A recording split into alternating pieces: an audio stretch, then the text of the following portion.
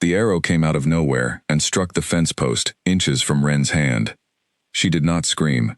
She did not even flinch, the way the other villagers expected an Omega to flinch. She simply turned her head toward the tree line, where the arrow had come from, and watched 3 riders break from the shadows, their horses kicking up dust, as they thundered into the small border settlement of Ashfen. At the front of them rode a man the whole kingdom feared. King Alaric Vare, Alpha of Veyrath, ruler of the largest wolf kingdom in the north. His black cloak snapped behind him like a warning flag. His eyes, pale gold and sharp as a blade, swept across the terrified villagers bowing in the dirt. Ren did not bow. She stood at the fence, her plain brown dress dusted with hay, her dark hair loose around her shoulders, and she watched him the way a person watches a storm they are not afraid of, only curious about. Alaric noticed her immediately. Not because she was beautiful, though she was, in a quiet, unremarkable way that most people overlooked. He noticed her because she was the only person in Ashfen who had not lowered her eyes. He brought his horse to a stop in front of her. "You," he said, his voice carrying easily over the frightened silence of the village square.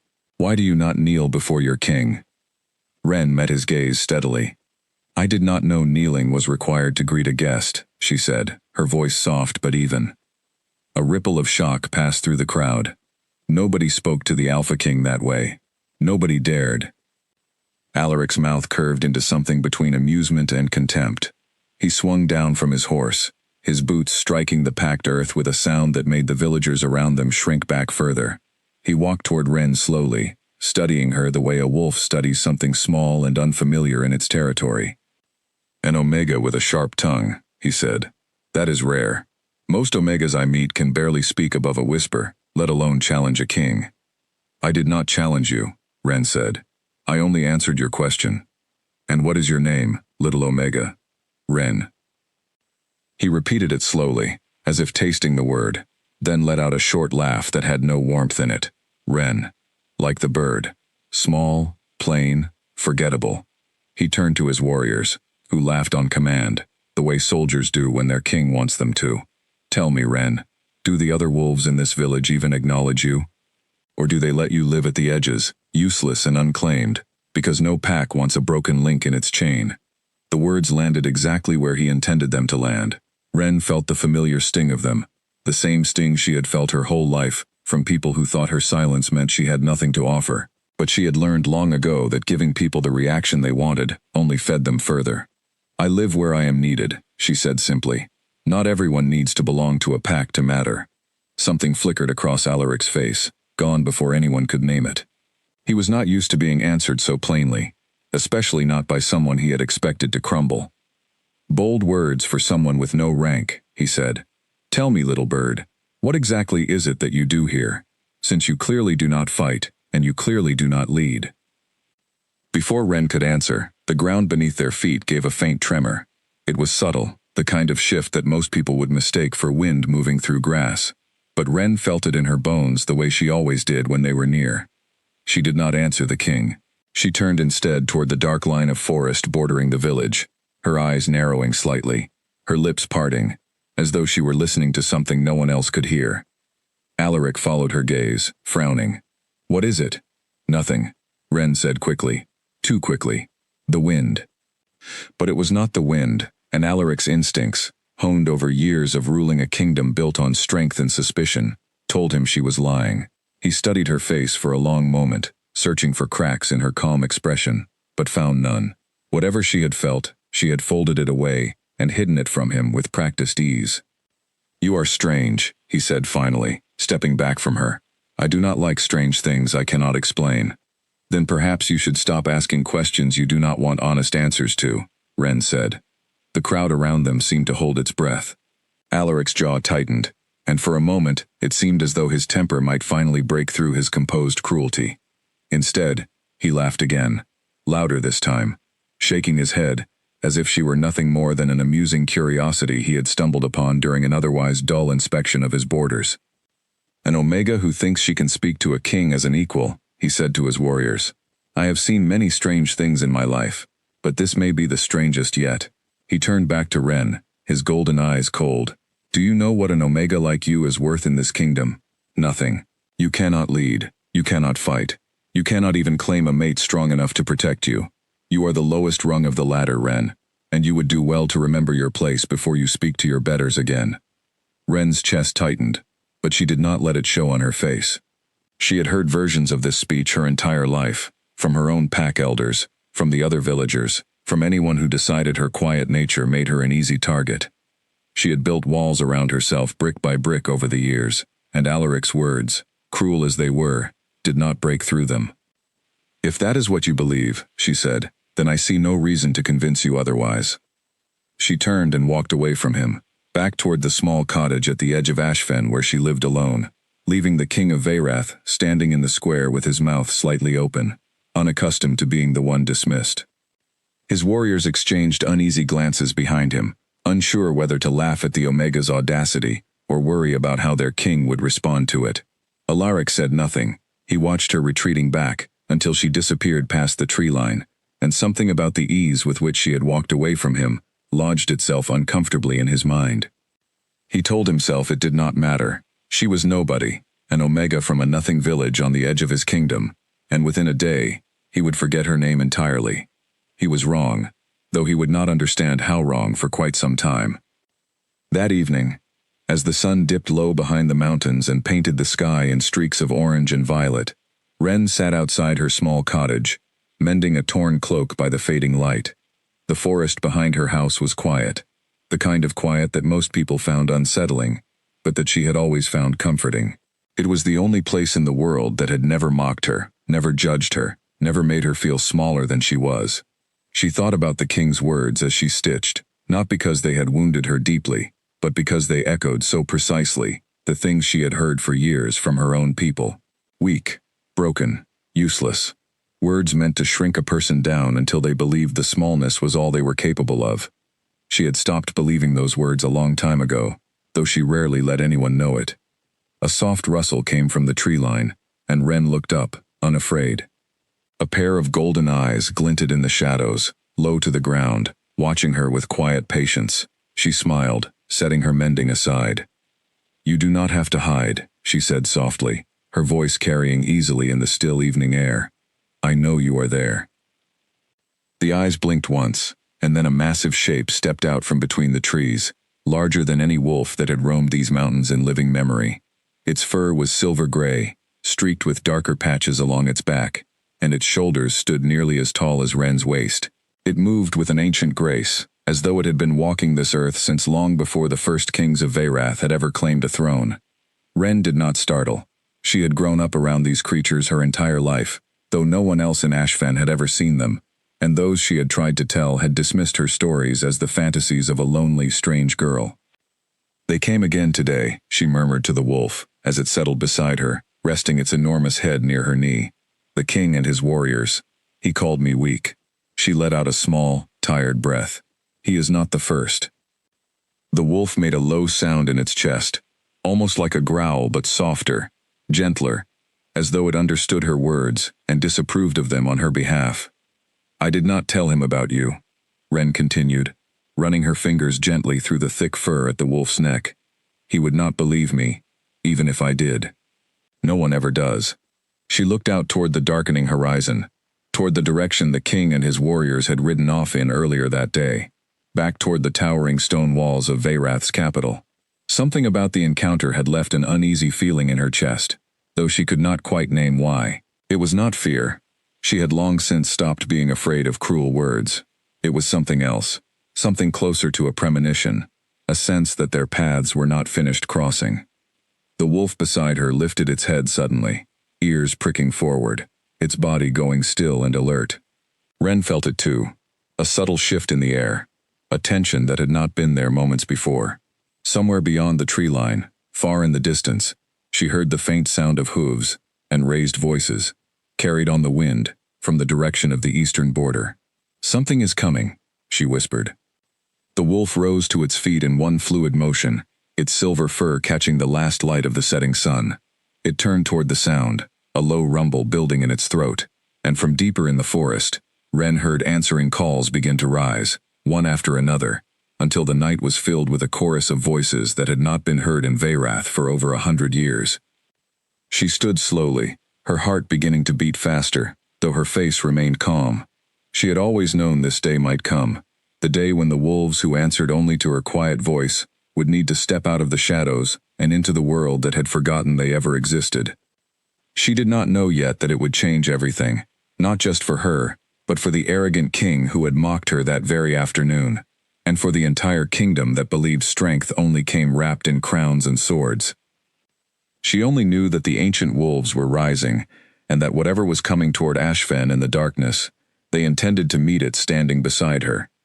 She stepped toward the tree line, the great silver wolf pacing at her side, and together they moved into the night. Fires broke out along the eastern edge of Ashfen just after midnight, and the screams that followed reached the small cottage where Ren had been sitting only hours before. Raiders from the rival territory of Corvin Hollow had crossed the border under cover of darkness, striking the undefended village while most of Veyrath's forces were still stationed near the capital. Ren was already moving before the first scream faded, her bare feet quick and silent against the forest floor, the great silver wolf keeping pace beside her. Behind them, more shapes emerged from the trees, one after another, until a dozen ancient wolves moved through the darkness like a living tide, their eyes glowing faintly gold and green in the moonlight. The villagers who caught sight of them screamed louder, certain that some new horror had arrived to finish what the raiders had started. Torches were thrown. A young farmer swung a pitchfork wildly at the nearest wolf, missing by inches, his face white with terror. "Do not run," Ren called out, her voice cutting through the chaos with a clarity that surprised even her. "They will not hurt you. Get inside, now." Something in her tone made people listen, even in their panic. Mothers pulled children through doorways. The farmer with the pitchfork stumbled backward and obeyed, disappearing into his home and barring the door behind him. The wolves parted around the fleeing villagers, as though they were nothing more than water flowing around stones, never once turning their attention toward the people of Ashfen. Their attention was fixed entirely on the raiders. King Alaric had not yet reached the village when the attack began. He and his warriors had made camp for the night only a few miles from Ashfen, intending to return to the capital at first light, and it was the sight of flames against the dark sky that sent them riding back at full speed.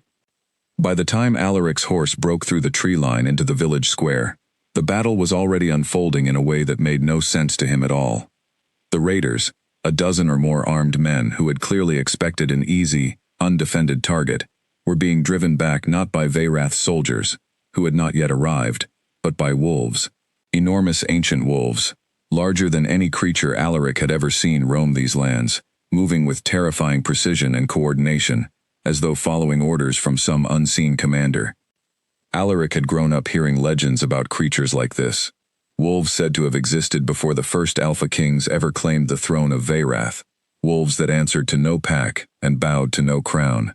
He had always believed them to be nothing more than old stories, the kind told to frighten children or explain away mysteries too old to solve. Standing there now, watching a raider go down beneath the weight of one enormous silver wolf without so much as a scratch of unnecessary violence, only enough force to disable and drive back, Alaric understood that the legends had been real all along. And in the center of it all, calm and untouched amid the chaos, stood Ren. She was not fighting.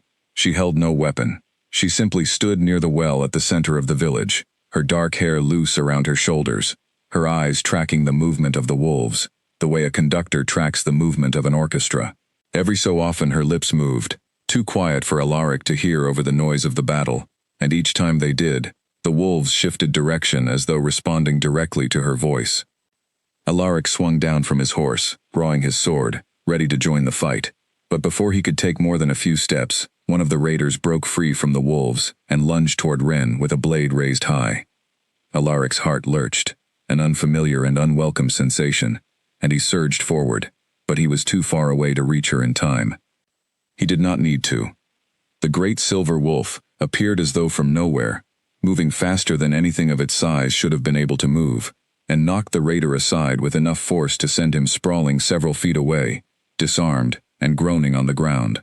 The wolf turned back toward Ren, pressing its massive head briefly against her side, as though checking that she was unharmed, before returning its attention to the retreating raiders.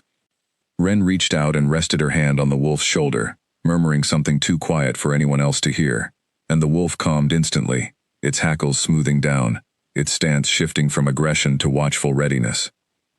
Alaric stood frozen several feet away, his sword still raised, forgotten in his grip. He had seen many things in his years as king. He had seen warriors trained since childhood move with a grace that bordered on art. He had seen alliances built and broken over a single night. He had never seen anything like this. A girl he had mocked only hours earlier, an Omega he had called weak and broken and useless, in front of his own warriors, standing at the center of a battlefield commanding creatures out of legend, with nothing more than a quiet word and a steady hand. The remaining raiders, seeing their numbers dwindling and their advantage gone, began to retreat back toward the border, dragging their wounded with them. The wolves did not pursue. They simply watched, ancient and patient, until the last of the raiders vanished into the darkness beyond the tree line. Silence fell over Ashfen, broken only by the crackle of the fires the raiders had set, and the frightened murmurs of villagers slowly emerging from their homes.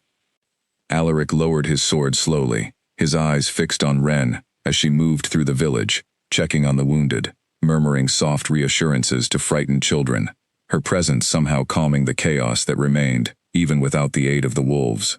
The great silver wolf followed her every step, never straying more than a few feet away, its golden eyes watching Alaric with an intensity that made the king feel, for the first time in longer than he could remember, distinctly unwelcome in his own kingdom.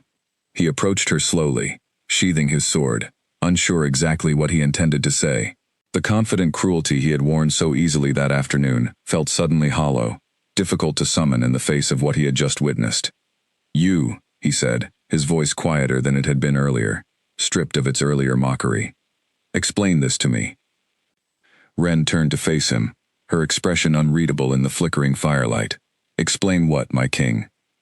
"Do not play games with me," Alaric said, though the sharpness in his voice lacked its usual conviction. "These wolves, they answer to you. How is that possible?"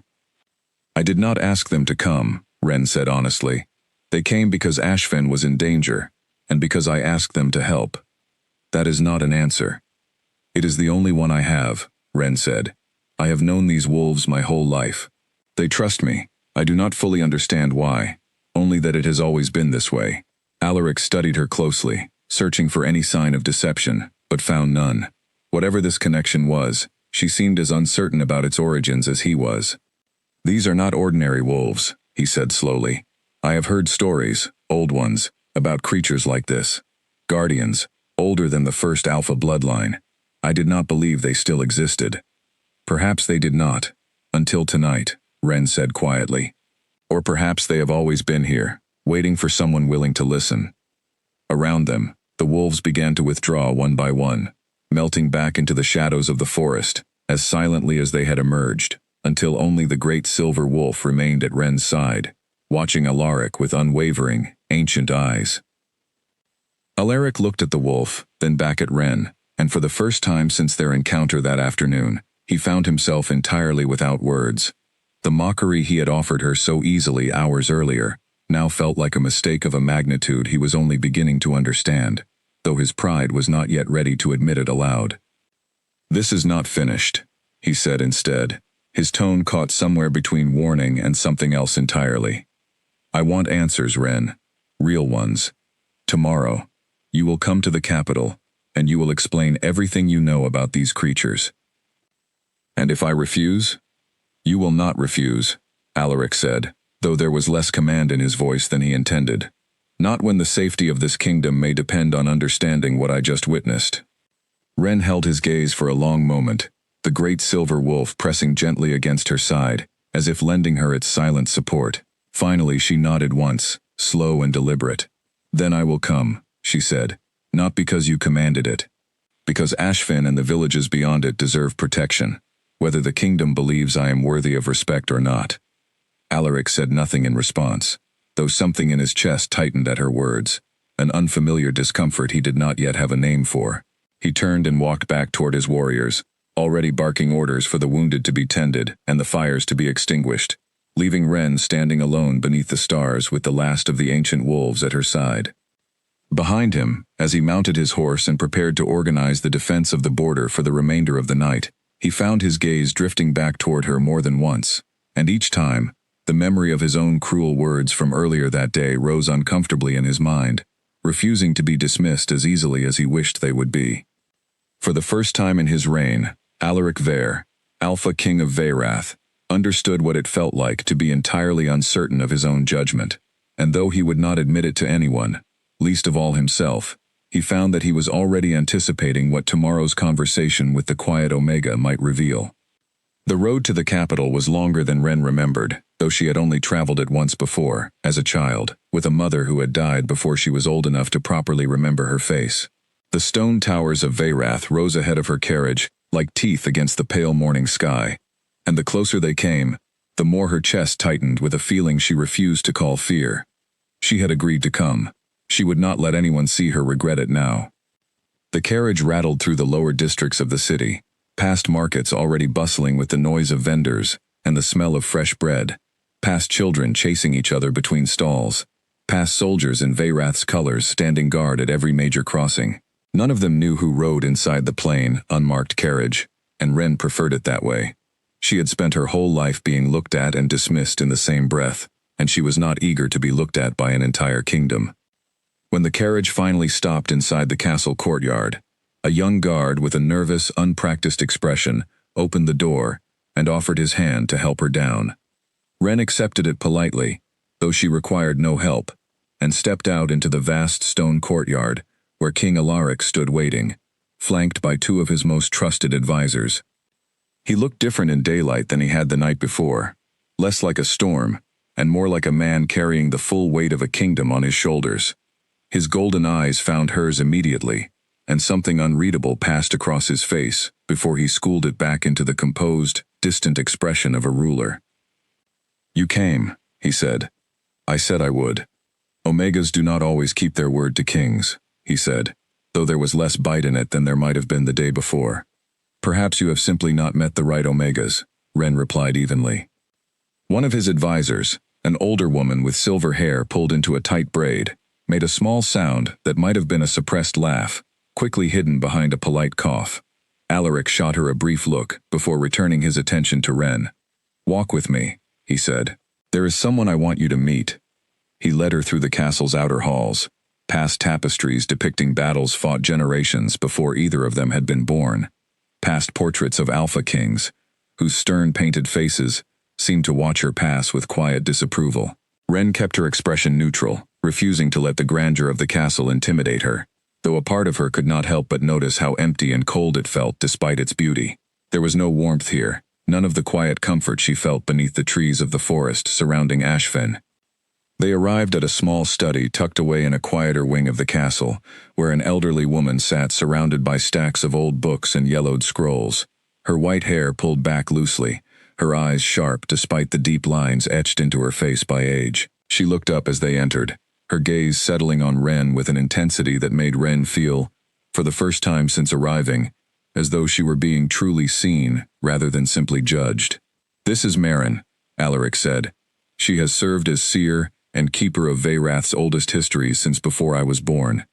If anyone in this kingdom can explain what happened in Ashfen last night, it is her." Merrin rose slowly from her chair, leaning on a carved wooden cane, and crossed the room to stand directly in front of Ren, studying her face with an expression that shifted slowly from curiosity to something closer to disbelief. "It cannot be," Merrin murmured, almost to herself, "after all these years." "What cannot be?" Alaric asked, frowning. Merrin reached out and gently took Ren's hand, turning it palm up, tracing her thumb across a faint mark near Ren's wrist that Ren herself had always dismissed as nothing more than an ordinary birthmark. Merrin's breath caught. "The old blood," Merrin whispered. "I have read about this mark in texts older than this castle itself, but I never thought I would see it with my own eyes." "Someone explain what is happening," Alaric said, his patience visibly thinning. Merrin straightened, turning to face him fully, her expression grave. "Centuries ago, before your bloodline claimed the throne of Veyrath through conquest, there was another ruler, a queen, not an alpha by strength or by battle, but by an older kind of bond. The histories call her the First Voice. She was said to share a connection with a pack of ancient wolves who protected this land long before the first walls of this castle were ever raised. They did not answer to strength or dominance. They answered only to her, because she never sought to command them. She simply asked, and they chose to listen. Alaric's expression darkened slightly. And you believe Ren is somehow connected to this queen? I do not believe it, Merrin said. I am certain of it. The mark on her wrist is proof enough, but what happened in Ashfen last night removes any doubt entirely. The old wolves have not answered to anyone in over 100 years, not since the first voice died, and her bloodline was believed lost. If they answered to Ren, and only to Ren, then the old blood has returned. Ren stood very still, absorbing this information with the same quiet composure she brought to everything else, though inside, something in her chest had gone tight and unsteady. Her entire life she had been told she was nothing, an omega without value, without purpose, without a place in the world that made sense.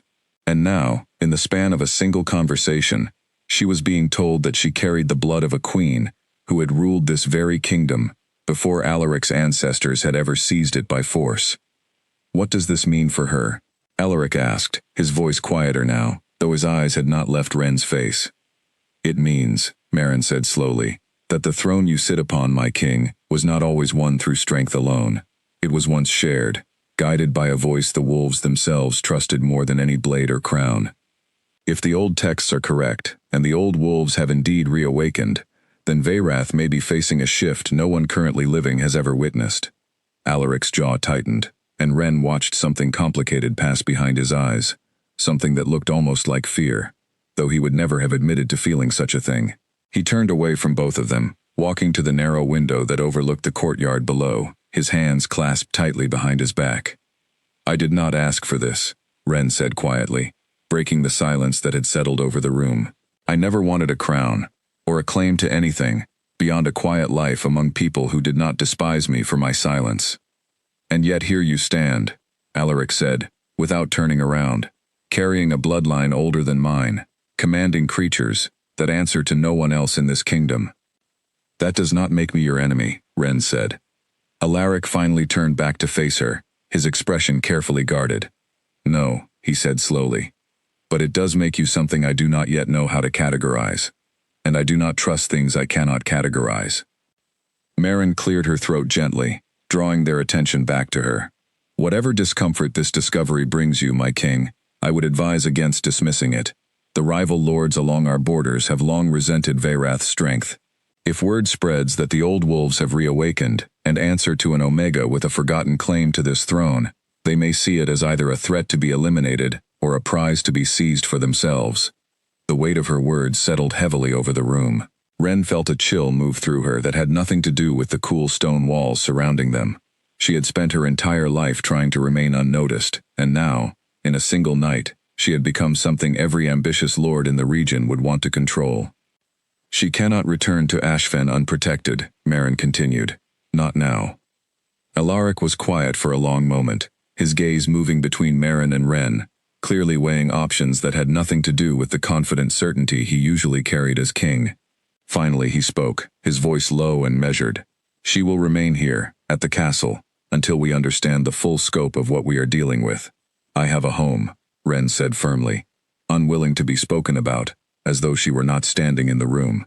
I do not require your protection. You required it quite clearly last night, Alaric said, though there was no cruelty in it this time, only a blunt honesty that surprised her. I am not offering this as a kindness, Ren.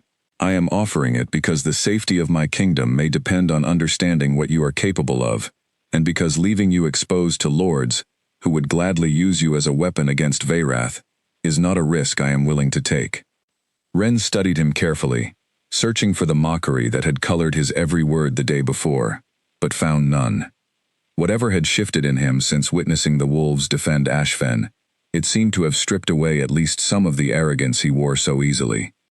I will stay, she said finally, on the condition that I am not held here as a prisoner, and that I am allowed to return to Ashfen once this danger has passed.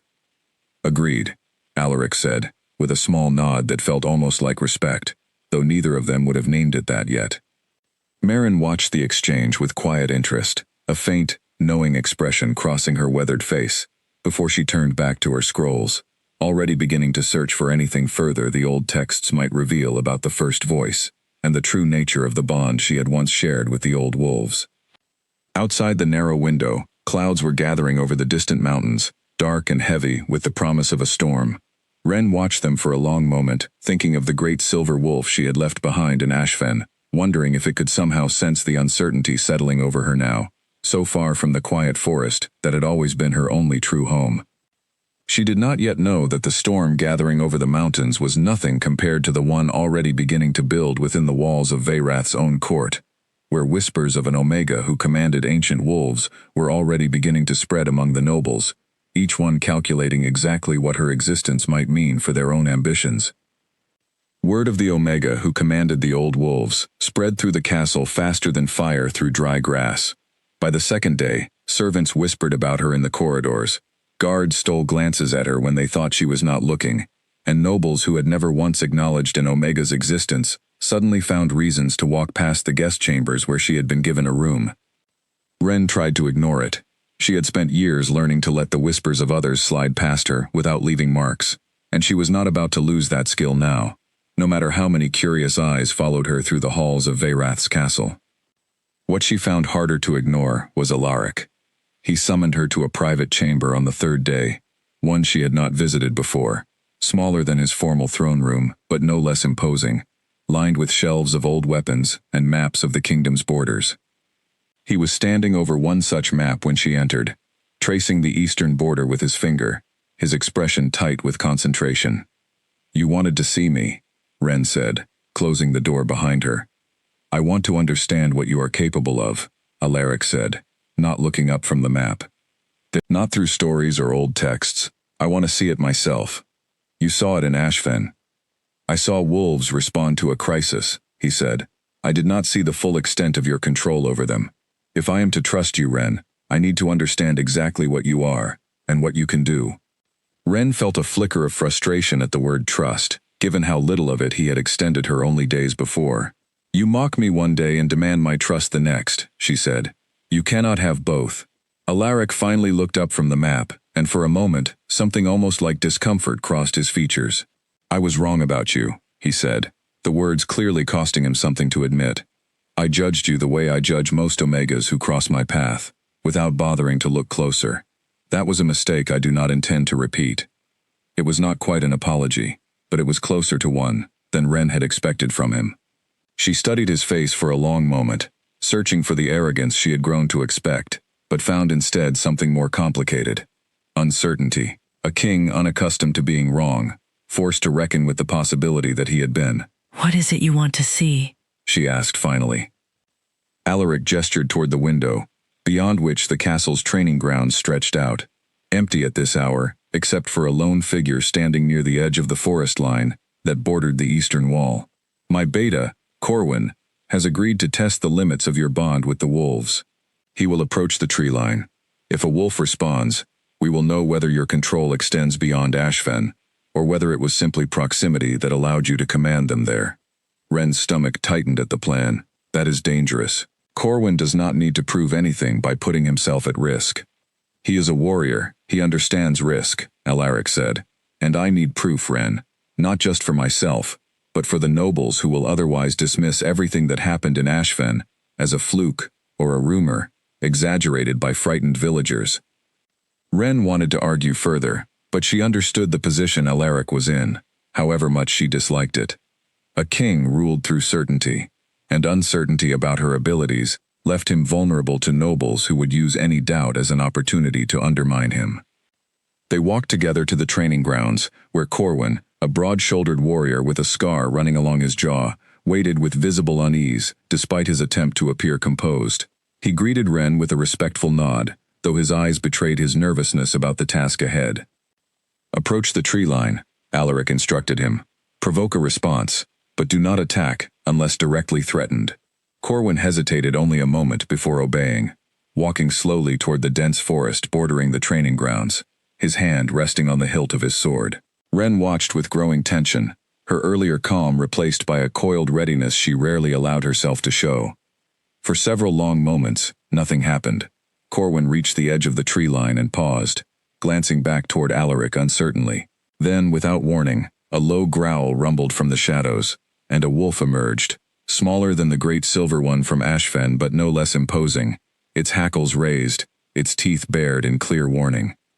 Corwin froze, his hand tightening on his sword. "Do not draw your blade," Ren called out sharply, already moving toward the tree line herself. "Stay still." The wolf's growl deepened, its body coiling as though preparing to lunge, and Ren's heart pounded as she closed the distance between herself and the confrontation, her voice steady, despite the fear building in her chest. "Enough," she said, not loudly, but with a clarity that carried easily across the open ground. "He means no harm. Stand down." The wolf's ears flicked toward her voice, and its aggressive stance eased almost instantly, the raised hackles smoothing, the bared teeth disappearing behind a closed jaw. It turned its head toward her, golden eyes meeting hers with something that looked almost like recognition, before it retreated back into the shadows of the forest without another sound. Corwin let out a shaky breath, stepping back from the tree line with visible relief, while Alaric stood several feet away, his expression unreadable as he processed what he had just witnessed. "It obeyed you," he said slowly. "Even here, far from Ashfen, from a wolf you had never met before." "They all seem to know my voice," Ren said, her own breath still unsteady from the tension of the moment. "I do not know why. I only know it has always been this way, for as long as I can remember." Alaric approached her slowly, his golden eyes searching her face with an intensity that made her want to look away, though she held his gaze steadily. "You could have let it attack him," he said quietly. "It would have proven your point just as effectively, and you clearly hold little reason to protect my warriors after the way I treated you." "I do not use fear to prove a point," Ren said, and Corwin did nothing to deserve harm. He was only following orders. Something shifted in Alaric's expression then, something Ren could not quite name, though it softened the sharp lines of his face in a way she had not seen before. "You are nothing like what I expected," he admitted quietly. "Most people expect very little from Omegas," Ren said. "It is easy to be surprising when the bar is set so low." A faint, almost reluctant smile tugged at the corner of Alaric's mouth, gone as quickly as it appeared, but Ren noticed it nonetheless, and something in her chest shifted uncomfortably at the sight of it. Corwin rejoined them, his color slowly returning as the adrenaline of the encounter faded. "That was the closest I have come to losing a limb in quite some time," he said, attempting humor to mask his lingering unease. "Remind me not to volunteer for the next demonstration, my king." "Noted," Alaric said dryly, though his attention remained fixed on Ren. As Corwin excused himself to report the results to the other warriors, Alaric and Ren remained standing near the edge of the training grounds, the tension between them shifting into something quieter, more complicated than either of them had anticipated when the day began. "The nobles will need more than one demonstration to be convinced," Alaric said finally, breaking the silence. "But this is a start." "And what happens once they are convinced?" Ren asked. "What happens to me, once the kingdom knows what I am capable of?" Alaric did not answer immediately, his gaze drifting toward the distant mountains, where the last light of the afternoon sun caught the peaks in gold. "I do not know," he admitted quietly. "This is not a situation I have faced before, Ren. I am accustomed to threats I can meet with strength, alliances I can secure through negotiation or force. You are neither of those things. Then what am I?" He turned back to face her, his expression unusually open, stripped of the guarded arrogance he had worn so easily during their first encounter. "I am beginning to think," he said slowly, "that you may be something this kingdom has needed for a very long time, whether it realizes it yet or not." Ren said nothing in response, though the words settled somewhere deep in her chest, warm and unfamiliar, entirely unlike anything she had expected to feel in the presence of the king, who had once called her weak and forgettable in front of an entire village. As the sun continued its slow descent toward the mountains, neither of them noticed the figure watching them from a high castle window, a nobleman, whose interest in the reawakened old wolves had nothing to do with the safety of Veyrath, and everything to do with the power such creatures might offer someone bold enough to seize it for himself. Maren found them the next morning in the castle library, a room Ren had discovered on her own during a restless night when sleep refused to come. Shelves rose from floor to ceiling, filled with volumes bound in cracked leather, some so old their titles had faded entirely from their spines. Ren had been running her fingers along the shelves, drawn less by any specific search and more by the quiet comfort of being surrounded by something ancient and undisturbed, when the seer appeared in the doorway with a thick, dust-covered book, cradled carefully in her arms. "I found something," Maren said, without preamble, setting the book down on a nearby table with a soft thud that sent a small cloud of dust rising into the morning light. "Something you should see." Ren approached the table as Alaric entered behind Maren, having been summoned separately, his expression curious, as he took in the ancient text spread open before them. The pages were fragile, the ink faded to a pale brown, but the illustrations remained clear enough to make out. A woman, drawn in careful detail, stood at the center of a circle of wolves, her hand raised, her expression calm. "This is the first voice," Maren said, tapping the page gently. "The queen I spoke of before. According to this text, her bond with the old wolves was not simply inherited. It was earned, through an ancient ritual performed at the heart of the Blackthorn Mountains, in a place the old texts call the Hollow of Voices." "A ritual?" Alaric repeated, frowning. "What kind of ritual?" "The text is not entirely clear," Maren admitted, turning several pages carefully, revealing more illustrations, symbols Ren did not recognize, and passages written in a script older than anything she had encountered before. "But it speaks of a binding, not of dominance, but of mutual trust between the wolves and whoever they chose to protect. The first voice did not conquer them. She was chosen by them, and in turn, she chose to rule not through force, but through partnership. Partnership with wolves does not build armies or defend borders," Alaric said, though his tone lacked its earlier dismissiveness. "How did she maintain her throne?" "Because the old wolves were fiercer protectors than any army Veyrath has fielded since," Maren said. "The histories describe a kingdom that knew decades of peace under her rule, precisely because no enemy dared cross into territory guarded by creatures who could sense threat and betrayal before it ever took shape. It was only after her death, when the bond was believed severed forever, that Veyrath fell into the cycle of conquest and rebuilding, that eventually placed your bloodline on the throne, my king." Alaric was quiet for a long moment, absorbing this information with an expression Ren could not quite read. She understood, watching him, that this was not simply a history lesson for him. It was a challenge to everything he had been raised to believe about his own family's claim to power. "You are saying the throne was taken by force, from a ruler who governed through something entirely different," he said slowly. "I am saying history is rarely as simple as the version we are taught," Maren replied gently. "Your ancestors were not villains, my king. They ruled during dangerous times, and strength was what the kingdom needed to survive certain threats. But that does not mean the old ways were without value. Perhaps Veyrath does not need to choose between strength and partnership. Perhaps it has simply forgotten it can have both." Ren had remained silent throughout the exchange, her eyes fixed on the illustration of the first voice, studying the calm confidence in the queen's painted expression, so different from the uncertainty Ren had carried with her for most of her life. It was strange, seeing herself reflected in someone who had lived so long ago, someone who had apparently found a way to turn the very thing that made her different into a source of genuine strength rather than shame. "What does this mean for me?" Ren asked quietly, finally breaking her silence. "If I carry her bloodline, does that mean I am meant to rule alongside whoever sits on Veyrath's throne?" Maren considered the question carefully before answering. The old texts suggest that the bond with the old wolves cannot be forced or claimed through conquest. It must be freely given and freely accepted, by both the wolves and by whoever shares the throne with the one they have chosen. Whether that means you are meant to rule, Ren, is not something I can answer for you. That choice belongs to you alone. Alaric's gaze had drifted toward Ren during Maren's explanation, something contemplative settling over his features. Ren felt the weight of his attention but did not look away, meeting his eyes steadily despite the uncertainty churning beneath her calm exterior. "I did not come here seeking a throne," Ren said, addressing them both. "I came because Ashvin needed protecting, and because you asked questions I felt obligated to answer honestly. I have no interest in claiming power I never asked for." "Power does not always wait for permission before it finds someone," Maren said, not unkindly. "The old wolves have already chosen you, Ren, whether you sought that choice or not. The question now is what you intend to do with it."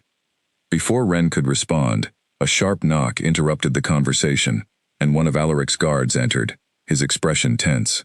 "My king, forgive the interruption." Lord Draven of Corvin Hollow has arrived at the castle gates, requesting an audience. He claims to bring news of the recent border raids.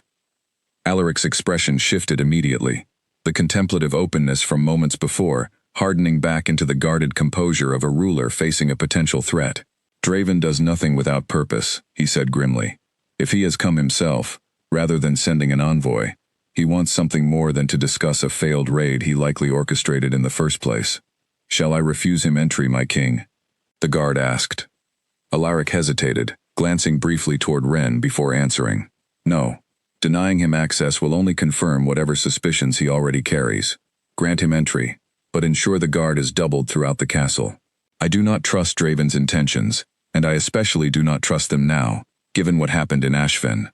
The guard nodded and departed swiftly, leaving a tense silence in his wake. Merrin began carefully gathering the ancient text back into her arms, her expression troubled. If Lord Draven has heard rumors of the old wolves' return, she said quietly, he will not have come merely to discuss border raids. Ambitious lords do not travel to a rival kingdom's capital without calculating exactly what they hope to gain from the visit. Then we will simply have to ensure he gains nothing, Alaric said, though the tightness in his jaw betrayed a concern he was clearly trying to mask. He turned to Ren, his expression serious. I want you to remain in your chambers while Draven is here. Do not let him see you, and do not let him learn of your connection to the wolves, not until we understand exactly why he has come. Ren bristled slightly at being ordered rather than asked, old instincts flaring at the command in his tone, but she recognized the practical wisdom behind his request. Very well, she said, but I will not hide forever, Alaric. If Draven already suspects something, avoiding him now will only delay whatever confrontation is eventually coming, but I would prefer to face that confrontation on our terms, not his. Ren held his gaze a moment longer before nodding, understanding the wisdom in his caution, even as every instinct within her rebelled against retreating from a threat, rather than meeting it directly. She turned and left the library, making her way back toward her chambers, her thoughts a tangled mix of everything she had learned that morning. The first voice, the ancient bond, the throne, once shared rather than seized, and now, the looming shadow of Lord Draven's unexpected arrival, a shadow that felt, even from a distance, distinctly unwelcome. Behind her, in the quiet library, Alaric remained standing beside Merrin, his eyes fixed on the door through which Ren had departed, his mind already turning over the dangerous possibility that the peace of the last few days was about to come to an abrupt and unwelcome end. Lord Draven of Corvin Hollow was a tall, narrow-faced man, with pale eyes and a smile that never quite reached them. He entered Veyrath's throne room, with an entourage of 6 warriors, all dressed in the deep red colors of his territory, and bowed to Alaric with a precision that felt more performance than genuine respect. My king, Draven said smoothly, thank you for granting me an audience on such short notice. You claim to bring news of the border raids, Alaric said, seated on his throne, with the calm, unreadable expression he reserved for moments requiring absolute control. I assume that news is significant enough to justify traveling here yourself, rather than sending an envoy. Indeed, Draven said, his pale eyes flicking briefly around the throne room, taking in every detail with the practiced attentiveness of a man who missed nothing. I have reason to believe the recent raid on your border village was not carried out by my forces, despite what your soldiers may have assumed. That is a convenient claim, Alaric said, given that raiders wearing Corvin Hollow's colors were identified by multiple witnesses. Colors can be stolen, my king, or deliberately misused to cast blame where it does not belong, Draven replied, his tone remaining pleasant despite the accusation being leveled against him.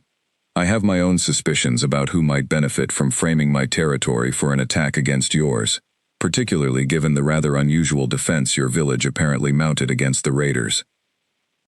Alaric's expression did not change, though Ren, watching from a hidden alcove above the throne room where Alaric had reluctantly allowed her to observe unseen, felt her stomach tighten at the implication in Draven's words. Unusual defense, Alaric repeated evenly. I am not certain what you mean. Draven's smile widened slightly, and he took a slow step forward, his warriors remaining stationed near the entrance. Come now, my king. Word travels quickly, even across borders. Villagers do not easily stay quiet about wolves the size of horses driving off armed raiders without so much as a scratch. Surely you have heard the same rumors reaching my own court. Ren's breath caught. Word had already spread beyond Ashfen, beyond even the castle walls, farther and faster than she had anticipated. Whatever careful control Alaric had hoped to maintain over the situation was already slipping through his fingers. Rumors are often exaggerated, Alaric said, his voice betraying nothing. Frightened villagers tend to remember chaotic events in dramatic terms. Perhaps, Draven said, though his tone made clear he did not believe it. Or perhaps Veyrath has recently acquired an asset of considerable value, one that could shift the balance of power across every territory bordering your kingdom, should its existence be confirmed. He paused deliberately, letting the implications settle over the room. I would be very interested in meeting whoever, or whatever, was responsible for that remarkable defense. I am not in the habit of parading my kingdom's assets before rival lords, Alaric said coolly. Whatever defended Ashfen that night, it remains a matter for Veyrath alone. Draven's smile faltered slightly, the first genuine crack in his composed facade. I had hoped we might discuss this as reasonable rulers, my king, rather than adversaries. But if you insist on secrecy, I suppose I will simply have to continue my own investigation independently. That sounds remarkably like a threat, Alaric said, his tone hardening for the first time.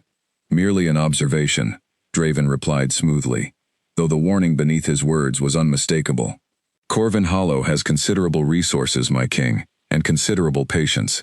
Whatever secret you are protecting will not remain hidden forever.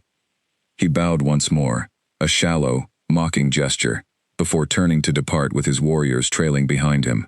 Alaric remained seated on his throne, his expression carefully neutral, until the throne room doors closed fully behind Draven's retreating figure, at which point his composure finally cracked, frustration flashing openly across his face.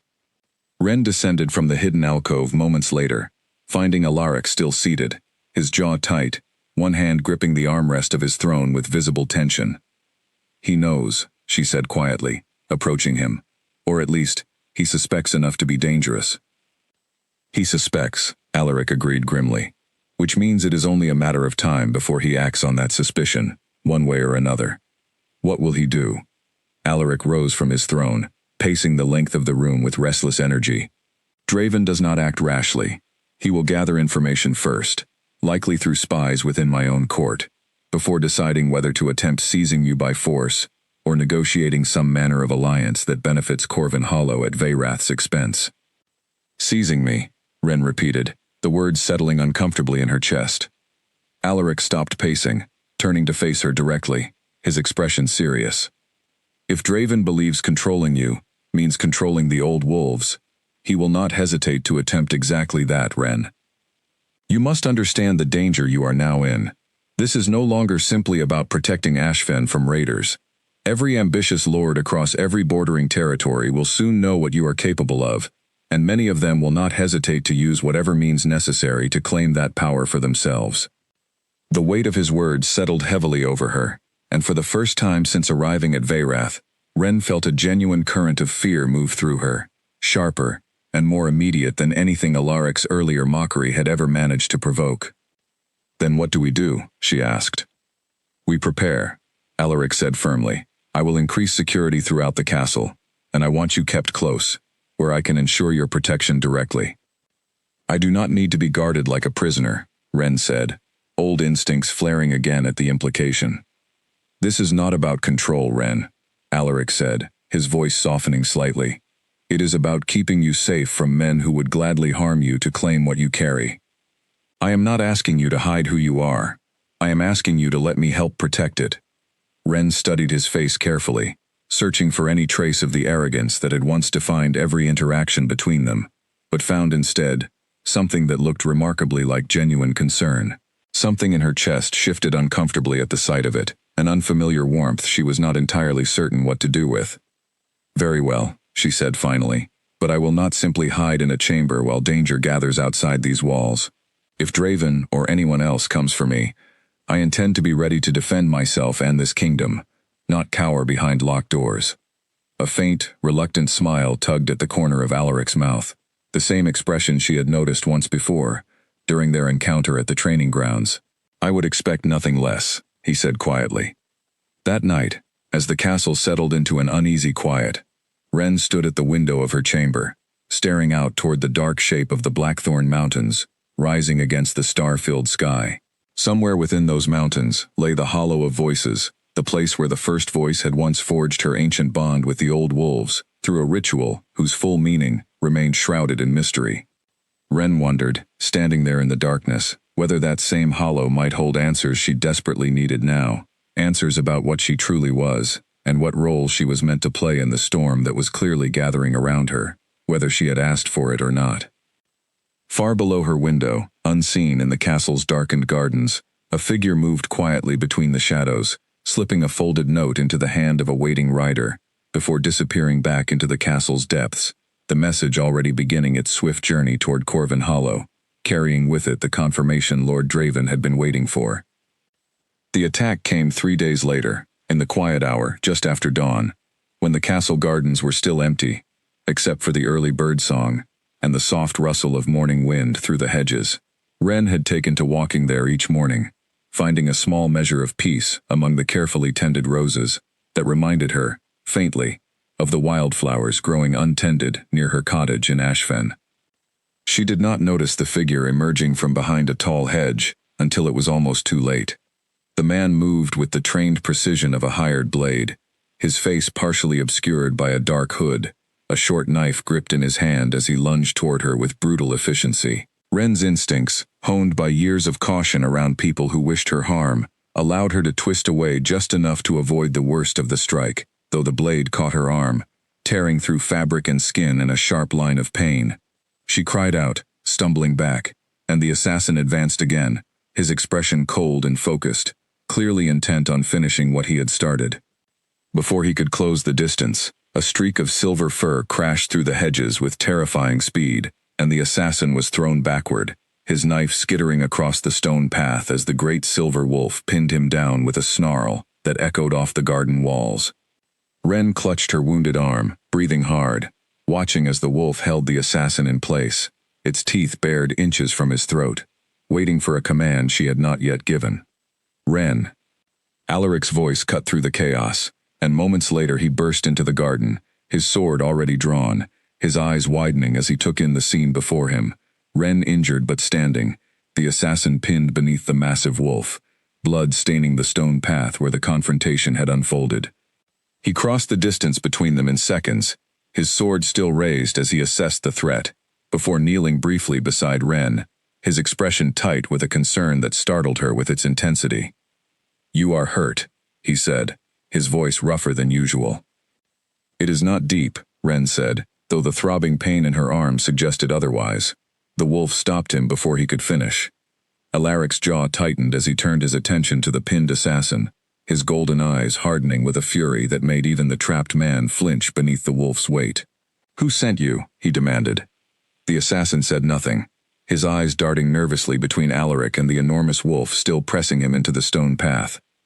"Answer him," Ren said, stepping closer despite the pain in her arm, "or I will let the wolf decide what happens next." Something in her tone, quiet but absolutely unwavering, seemed to convince the assassin, more effectively than Alaric's raised sword had managed. "Corvin Hollow," he said quickly, his voice tight with fear. "Lord Draven. He offered gold, more gold than I have seen in my lifetime, for the Omega who commands the wolves. He wanted her alive, if possible, dead, if capturing her proved too difficult." Alaric's expression darkened further, and he exchanged a grim look with Ren, before turning to the guards who had finally arrived, alerted by the commotion. "Take him to the dungeons," he ordered. "I want him questioned further, and I want the perimeter of this castle searched immediately for any other intruders who may have accompanied him." The guards moved quickly to secure the assassin, dragging him away, as the great silver wolf finally released its hold, stepping back to press its massive head gently against Ren's uninjured side, a low, worried sound rumbling in its chest. Alaric turned his full attention to Ren then, his expression softening from fury into something far more gentle as he examined the wound on her arm. "This needs to be treated properly," he said. "Come, I will take you to the healer myself." "I am capable of walking to the healer's chambers on my own," Ren said, though the offer, awkward and unfamiliar as it was, struck her more deeply than she expected. "I know you are capable," Alaric said quietly. "That is not the point."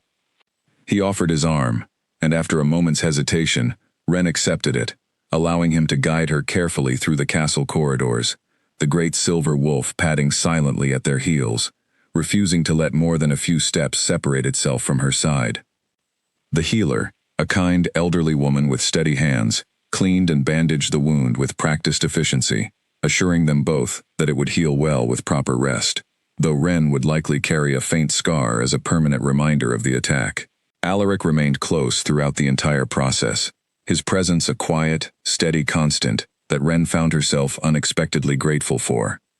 Once the healer had finished and departed to prepare a salve for the following day's treatment, Alaric and Ren remained alone in the quiet healing chamber, the tension of the morning's events still lingering heavily between them.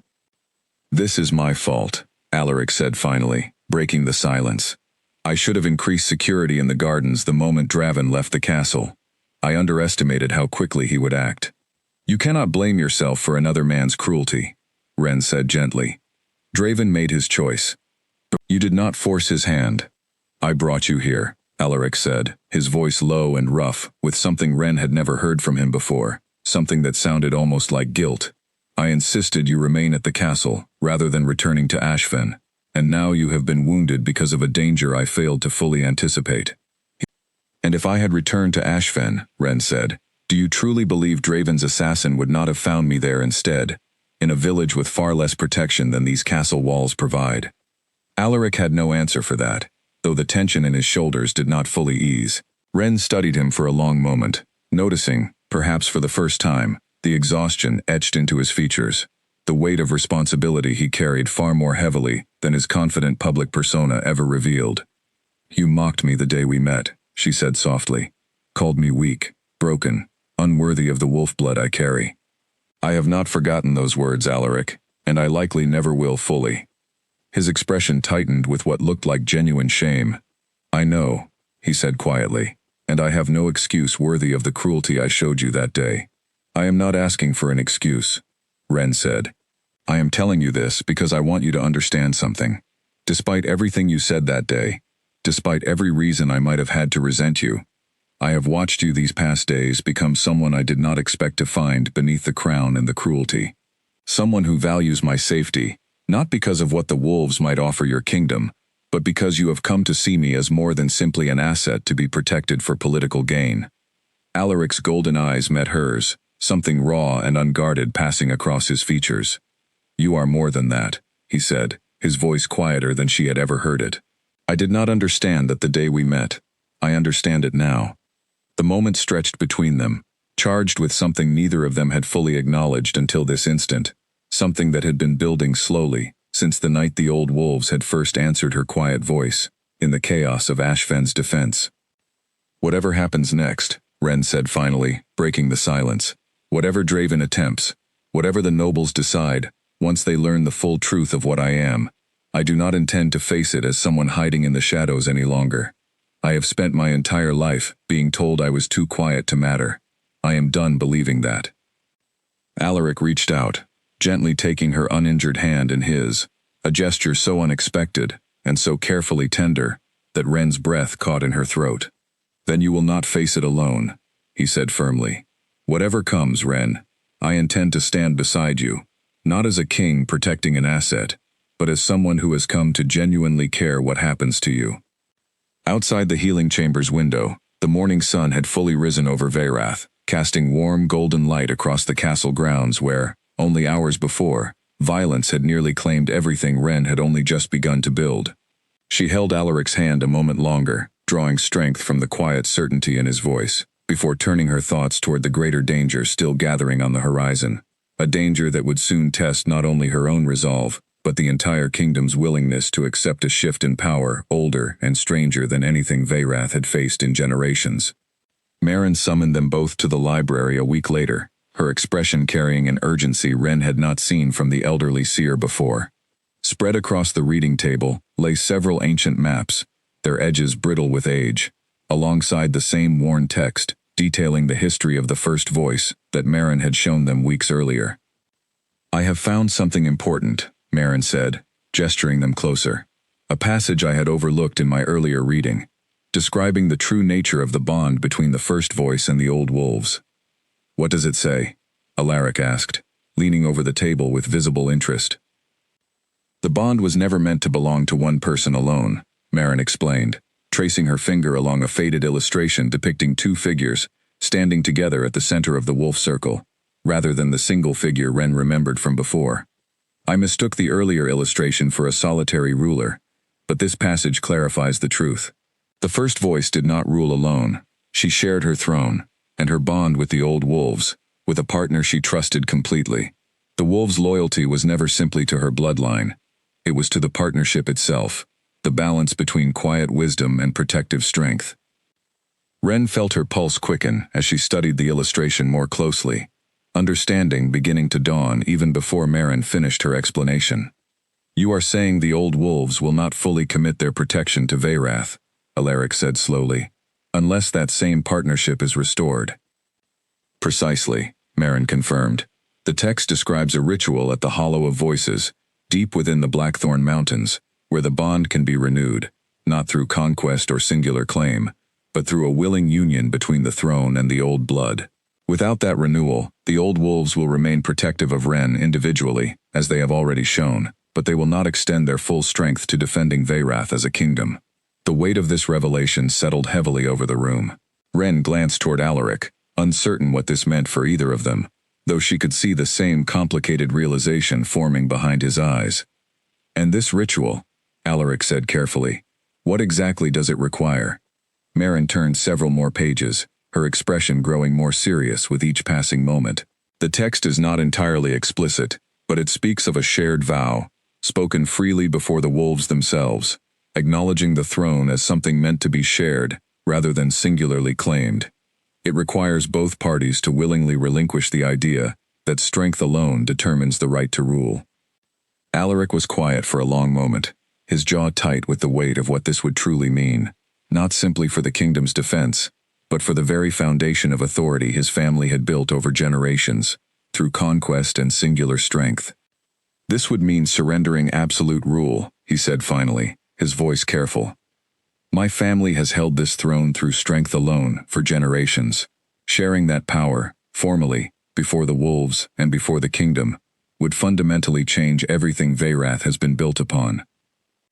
It would, Maren agreed simply. But consider what Veyrath has also lost in the process of that singular strength. Peace maintained through fear rather than trust. Alliances built on threat rather than genuine partnership.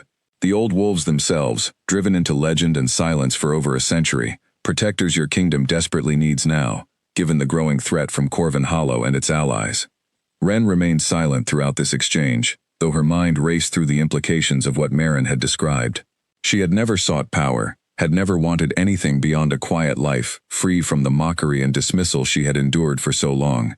And yet here she stood, being told that the survival of an entire kingdom might depend on her willingness to accept a role she had never asked for, standing beside a king she was still only beginning to understand. I did not come here seeking a throne, she said quietly, echoing words she had spoken once before. I still do not seek one now. I know, Alaric said, turning to face her directly, his expression open in a way she had rarely seen from him. But perhaps this was never truly about seeking power at all, Ren. Perhaps it is about recognizing what the kingdom, and the wolves who have chosen you, genuinely need in order to survive what is coming. Before either of them could continue the conversation further, a guard burst into the library, his face pale with urgency. My king, forgive the interruption. Scouts have spotted a significant force moving toward our eastern border, bearing the colors of Corvin Hollow, alongside banners from at least 2 other allied territories. Lord Draven appears to have gathered a considerable army. Alaric's expression hardened instantly, all traces of the earlier vulnerability, replaced by the sharp focus of a ruler facing imminent threat. How large a force? Scouts estimate several thousand warriors, my king, marching with clear intent toward the capital itself, not merely the border villages. The room fell into tense silence, as the true scope of the danger settled over them. Maren closed the ancient text carefully, her expression grave. It seems the choice regarding the ritual, may need to be made far sooner than any of us anticipated. Alaric turned to Ren, his golden eyes searching her face intently. Draven does not simply want you captured any longer, he said grimly. He intends to seize Veyrath itself, believing that with you and the old wolves under his control, or eliminated entirely, my kingdom will fall easily to his combined forces. Then we cannot allow either outcome, Ren said, her voice steady, despite the fear building beneath her calm exterior. We must reach the Hollow of Voices before his forces arrive. That is a journey of at least 2 days, through dangerous mountain terrain, Alaric said, and Draven's forces are already moving. We may not have the time required to complete the ritual before his army reaches Veyrath's walls. Then we prepare for both possibilities simultaneously, Merrin said firmly. Strengthen the capital's defenses immediately, while sending a smaller party toward the Hollow of Voices under cover of secrecy. If the ritual can be completed even partially, the old wolves' protection may prove decisive in whatever confrontation follows. Alaric nodded slowly, already turning his mind toward the practical demands of preparing his kingdom for the coming conflict. He looked back to Ren, his expression carrying a weight of unspoken questions, though only one seemed to matter in this moment. Will you come with me to the Hollow of Voices, he asked quietly, and complete this ritual, knowing everything it may require of both of us?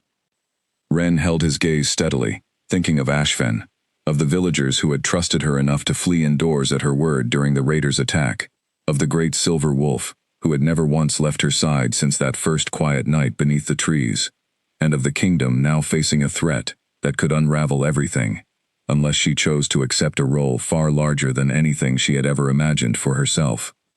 Yes, she said finally, her voice quiet, but absolutely certain. I will come. Outside the library windows, the sky had begun to darken with the approach of evening, storm clouds gathering ominously over the distant peaks of the Blackthorn Mountains, as though the mountains themselves understood the significance of what was about to unfold within their ancient, shadowed depths. They rode for the mountains before dawn, a small party consisting of Ren, Alaric, Merrin, and Corwin, moving swiftly and quietly, to avoid drawing attention, while the rest of Veyrath's forces mobilized to defend the capital against Draven's approaching army. The great silver wolf ran alongside them the entire way, joined gradually by other members of the pack, until nearly a dozen ancient wolves moved through the mountain passes with them, silent and watchful, as though sensing the importance of what lay ahead. The path to the Hollow of Voices proved treacherous, winding through narrow ridges and steep rocky slopes that tested the endurance of both horses and riders.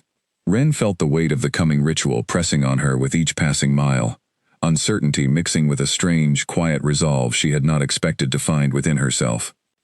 Alaric rode close beside her for much of the journey, his expression focused but occasionally softening when their eyes met, an unspoken understanding passing between them that neither had fully put into words yet, though both seemed to feel it building with every passing hour. They reached the Hollow of Voices just as the sun began its slow descent on the second day, a wide, circular clearing, hidden deep within the mountains, ringed by ancient standing stones covered in faded carvings that matched the symbols Ren had seen in Merrin's old text.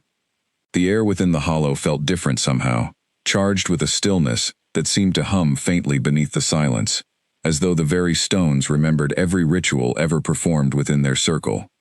This is it, Merrin said quietly, dismounting carefully with Corwin's assistance. The place where the first voice first bound herself to the old wolves, and where her successor renewed that bond alongside her. Ren dismounted slowly, moving toward the center of the hollow, the great silver wolf, pacing beside her, while the rest of the pack settled into a loose circle around the clearing's edge, their golden eyes watching with quiet, ancient patience. Alaric joined her at the center, his expression solemn as he took in the weight of the moment. What must we do? He asked, looking toward Merrin. Merrin opened the ancient text carefully, her weathered hands steady, despite the tremble Ren noticed in her voice. According to the passage, both of you must speak the vow together, acknowledging the partnership freely, without coercion or claim of dominance. The wolves themselves will recognize the sincerity of the bond, or its absence. Ren turned to face Alaric fully, her heart pounding, as the reality of the moment settled over her. This was not simply a political arrangement or a strategic necessity. It was a genuine vow, one that would bind her not just to the wolves, but to the kingdom, and to the man standing before her, in ways neither of them had ever anticipated when their paths first crossed in Ashfen's dusty village square. "Are you certain of this?" she asked quietly. "Once spoken, this cannot easily be undone." "I have never been more certain of anything," Alaric said, his voice steady, despite the vulnerability evident in his eyes. "I was wrong about you the day we met, Ren. Wrong about your worth, your strength, everything I believed an Omega incapable of possessing. I do not intend to carry that mistake forward into whatever comes next. Whatever this bond requires of me, I accept it willingly, not because Veyrath needs the Old Wolf's protection, though it does, but because I have come to genuinely value you, beyond any political necessity." Ren felt tears sting unexpectedly at the corners of her eyes, though she blinked them back, drawing strength from the sincerity in his words. Not as a queen claiming a throne, but as someone willing to stand beside you, and beside this kingdom, in whatever partnership the Old Wolves choose to recognize. Meren guided them gently through the ancient words of the vow, spoken aloud together, their voices blending in quiet harmony beneath the darkening mountain sky. As the final words left their lips, the wolves surrounding the hollow rose as one, a chorus of ancient howls rising into the evening air, echoing off the standing stones, with a sound that seemed to shake the very mountains themselves. The great silver wolf approached them both, pressing its massive head first against Ren, then, after a long moment of consideration, against Alaric as well, a gesture Ren understood instinctively as acceptance, the wolves formally acknowledging the renewed partnership between the throne and the old blood. Alaric let out a breath he seemed to have been holding for a long time, reaching out to take Ren's hand in his grip warm and steady.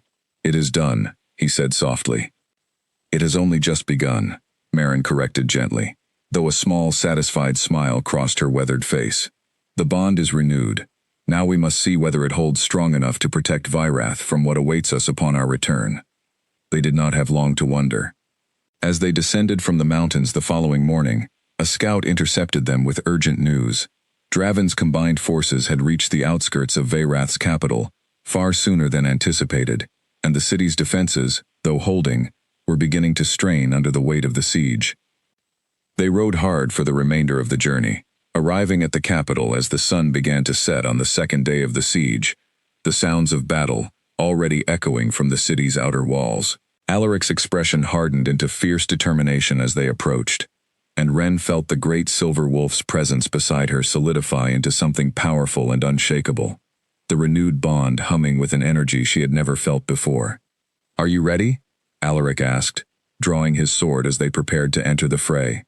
Ren looked toward the wolves surrounding them, now numbering far more than the dozen that had accompanied them into the mountains, additional pack members having joined throughout their journey back, sensing the renewed strength of the bond, calling them toward the capital's defense. "Yes," she said, her voice carrying a quiet certainty that surprised even herself. "Let us end this siege before it costs any more lives than it already has." Together, they rode toward the besieged walls of Veyrath, the ancient wolves moving alongside them like a living tide of silver and gold, ready to defend a kingdom that had once dismissed their existence as nothing more than forgotten legend. The battle raging beneath Veyrath's walls was chaos given form, fire and steel clashing in the fading light as Draven's combined forces pressed hard against the capital's weakening defenses. Alaric's warriors held their ground with fierce determination, but exhaustion was beginning to show in their movements, and the sheer size of the opposing army threatened to overwhelm them before reinforcements from the outer territories could arrive. Ren felt the shift the moment they crossed into view of the battlefield, a surge of energy moving through the bond she now shared with the old wolves, stronger and more certain than anything she had experienced before the ritual. She raised her voice, calling out across the chaos, and the wolves surrounding her answered with a unified howl that seemed to shake the very ground beneath their feet. They surged forward as one, a wave of silver and gold cutting through Draven's forces with terrifying precision, disabling rather than destroying wherever possible, exactly as they had done in Ashfen weeks before, though now, with a coordinated strength that spoke to the true power of the renewed bond. Alaric fought alongside them, his sword flashing in the torchlight, rallying his warriors with renewed confidence as they witnessed the old wolves fighting genuinely beside them rather than simply around them. Ren remained near the rear of the advancing line, her voice guiding the wolves' movements with quiet, steady commands, directing their strength toward the most critical points of the battle, without ever needing to raise her voice above a level that would have seemed, to anyone unfamiliar with the bond, entirely too calm for the chaos surrounding her. Lord Draven, watching from horseback near the rear of his forces, felt his confidence crumble as he witnessed the tide of battle turning decisively against him. He had gambled everything on the belief that Veyrath's defenses, without the full support of the old wolves, would fall easily to his combined army. He had not accounted for the possibility that the bond he sought to seize for himself could be renewed and turned so completely against him.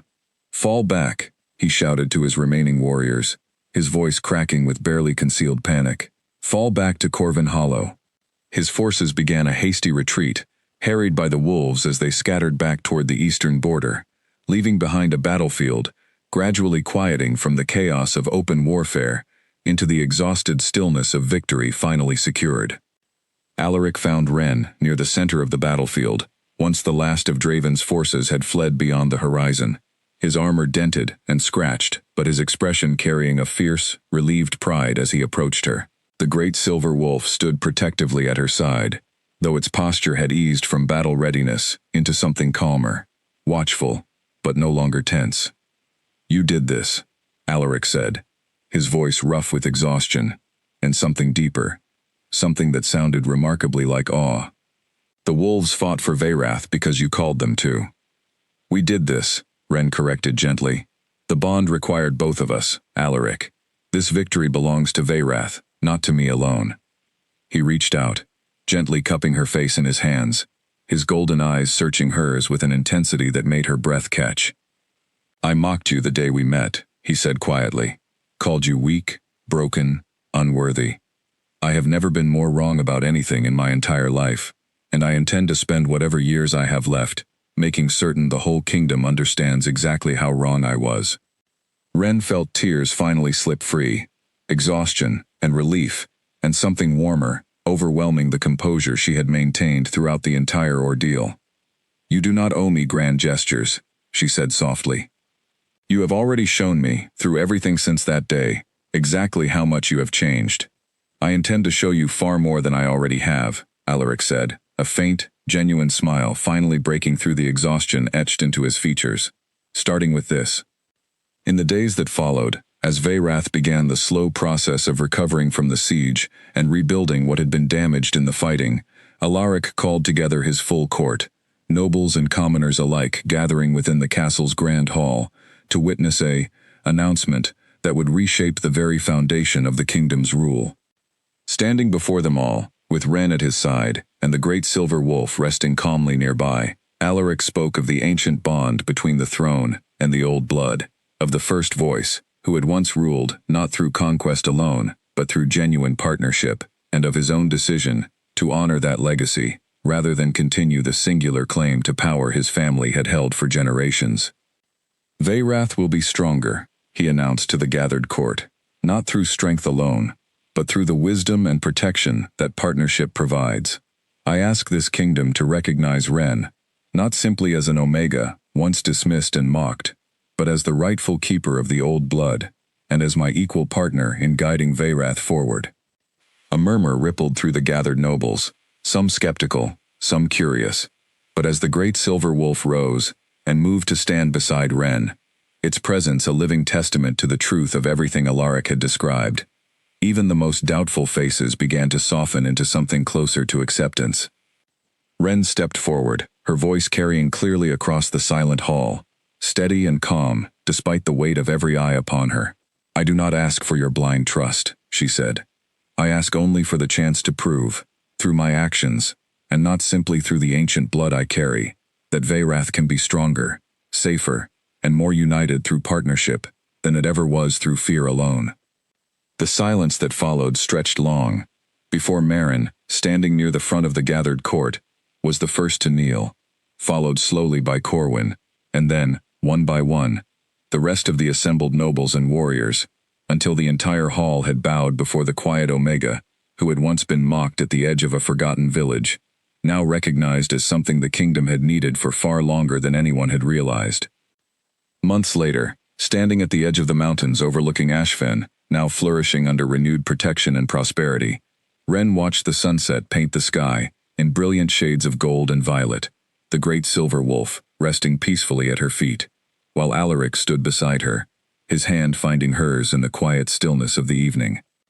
The old wolves howled somewhere in the distance, not the warning cry that had once echoed through Ashfen's chaos, but a sound of welcome, of belonging, marking the beginning of a Veyrath, transformed by partnership rather than conquest, guided by a voice the whole kingdom had once dismissed, as too quiet to matter, but which had, in the end, proven strong enough to reshape everything. Ren smiled softly, leaning into Alaric's side as the stars began to emerge above the mountains. Finally, after a lifetime of feeling unwanted and unheard, exactly where she belonged.